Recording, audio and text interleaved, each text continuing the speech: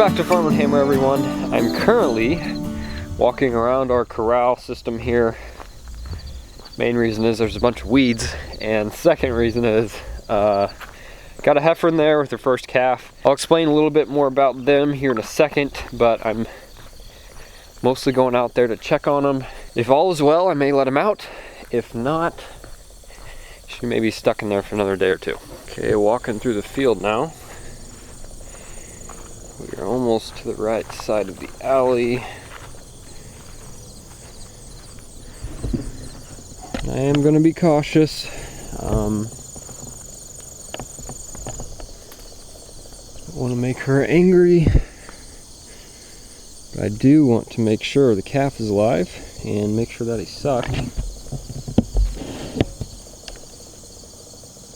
There's a calf there, he's breathing. There's the heifer, and it is a bull calf. So basically yesterday I noticed she was having a little trouble calving. She had afterbirth hanging out for well over an hour. I saw her pushing, but she wasn't really, she wasn't making progress. So I let my dad know. He came out, helped me get her in. She was about I don't know, 3/4 of a mile away from the corral. Anyway, got her in the corral, and she was a pretty easygoing heifer. She was. When she was laying down trying to push, I walked up, pushed on her back. She wouldn't get up. She didn't want to. She wasn't afraid of me, but she also wasn't trying to get me. But fast forward to getting her into the head chute. By then she decided she didn't like us too well. And she came after us, and we got her in the tub and alley, and she was trying to get us even through the tub. So of course she's trying to have a calf. Her hormones are going crazy, so that's one reason. But now we don't have calving issues that often.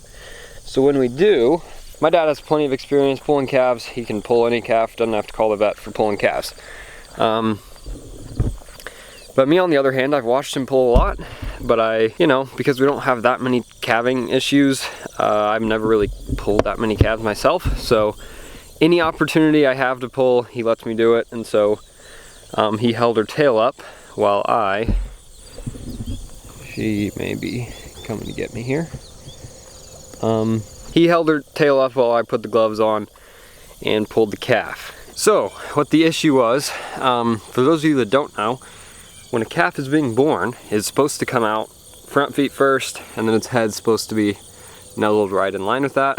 And so front feet first, then its nose, and then head, and all that.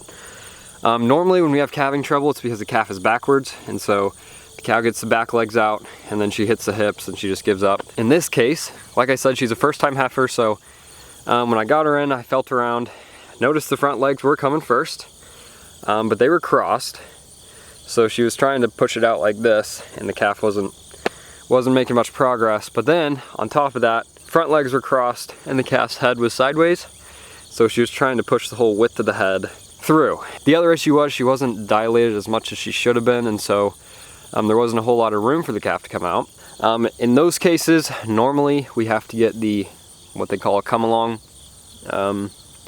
Just a little crank, pulls. We always attach it to a little hook in our corral there. Go in, hook the little chains around his feet. I would have gotten a GoPro video of this, but we were running low on time. So put the little chains on the calf's feet, wrap it around so it's not too tight and it won't break anything. And then we hook that come along on, crank it slowly. I don't want to pull it out too hard, and so just slowly work it around until the calf comes out. After she got the head through, it was a pretty easy pull. She was just struggling because that calf's head was sideways and his legs were twisted, which we untwisted the legs, that was fine. She had just given up pretty early, and that was the main issue there. I would go and show you the calf, but I don't want to get her upset because now she's probably the meanest cow we have. That's a lot of stress on her, and sometimes they never return to the calm state that they were in before, and so she may end up going to town after she raises the calf because she's just, I can't even walk in that corral now without her trying to pin me up against the wall. So yeah, hopefully she calms down. If she doesn't, that's how it is sometimes, and she'll go to town. And just real quick, I don't know if you guys remember that orange kitten that was always with the bottle calves. He has since grown up, and he is snuggling here with his dad. Anyway, sweet cat. He's getting big now. So now to the main portion of this video. So you guys saw the heifer that calved, and if you guys noticed, she had a baldy calf. And as you know, we had 20 or so other heifers that were also calving this season, and they were all supposed to be bred to the Black Angus bull. And if you remember from previous videos, my dairy cross heifers were also supposed to be bred to that Black Angus bull. And after getting them preg checked, absolutely 0 of mine were bred, and a little over 3/4 of my dad's straight beef heifers were bred, which is really strange because we've never had trouble with heifers getting bred.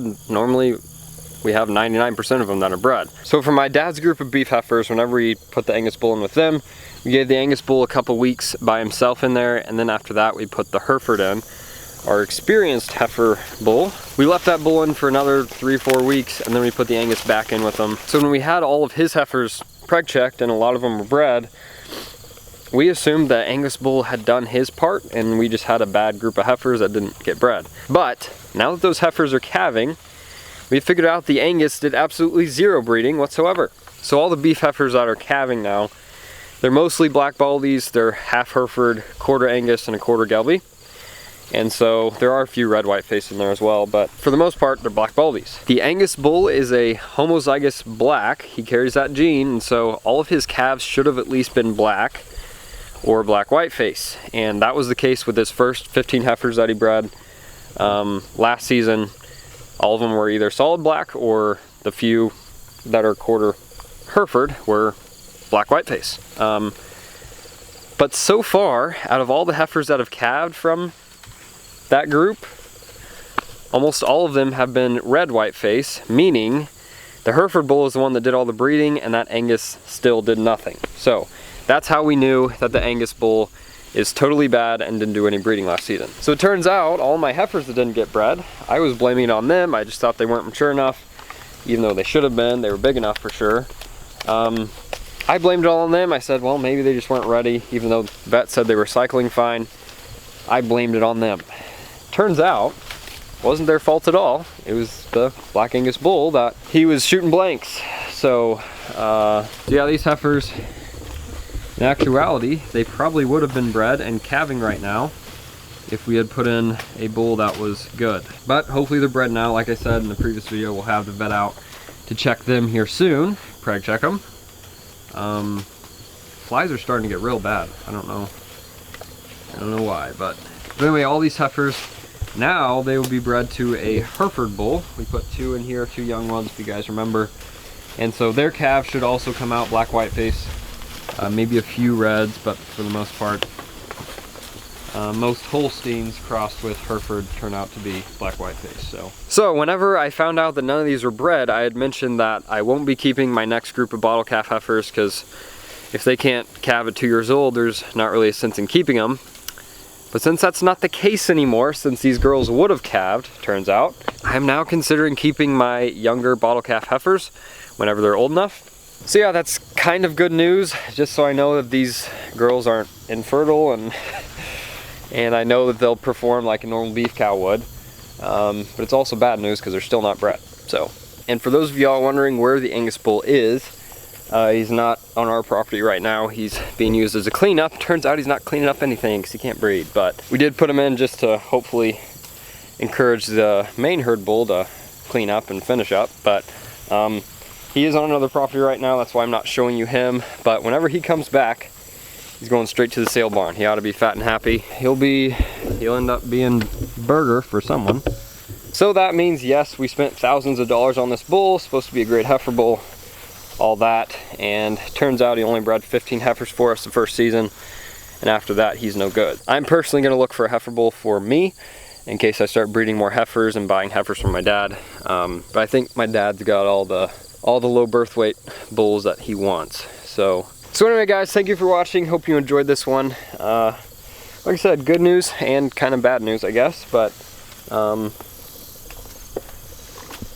sorry, I'm getting a little distracted by my heifers here. So anyway guys, hope you enjoyed this video. Thank you for watching. I'll have more updates on these girls here soon. Hopefully they'll be calving this spring. We'll have the vet out here soon and get them preg checked, and I'll have a video on that as well. But if you haven't already, please hit the like button and subscribe. Thank you for watching, and I will see y'all next time.